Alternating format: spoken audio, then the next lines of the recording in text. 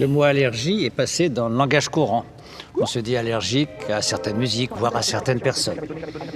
En fait, stricto sensu, l'allergie est une réaction immunitaire anormale contre une substance étrangère, généralement naturelle, un allergène, sans danger particulier pour l'organisme. L'allergie peut prendre des masques très divers. Il peut s'agir de manifestations bénignes, comme un rhume des foins, une éruption cutanée.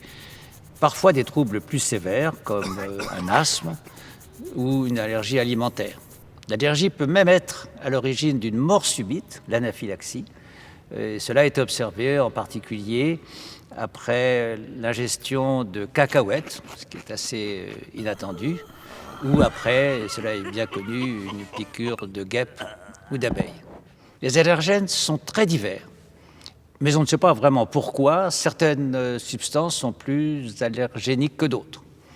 Pourquoi les pollens, les poils de chat, la poussière de maison ou certains médicaments sont-ils si souvent à l'origine de réactions allergiques? Et pourtant, on a fait de très grands progrès dans la compréhension du mécanisme de l'allergie.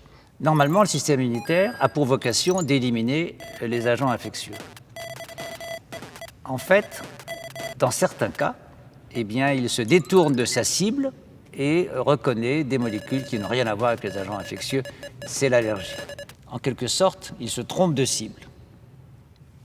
Ce qui est intéressant et tout à fait inattendu aussi, c'est que les mécanismes de l'allergie passent par la stimulation d'anticorps très particuliers, qu'on appelle les IgE, qui sont les anticorps qui interviennent dans la défense contre les parasites intestinaux. Et cela pour des raisons qu'on ne comprend pas vraiment. La fréquence de l'allergie a beaucoup augmenté depuis 30-40 ans. Actuellement, 25-30% des individus sont allergiques ou présentent une prédisposition à l'allergie dans les pays développés. La raison en est probablement la diminution de la fréquence des maladies infectieuses. Le système immunitaire qui n'est plus sollicité par les agents infectieux est devenu disponible pour reconnaître des substances moins agressives que sont les allergènes. Cela est important parce que cela explique l'augmentation non seulement de l'allergie, mais également d'autres maladies, comme les maladies auto-immunes, le diabète insulino-dépendant, la sclérose en plaques.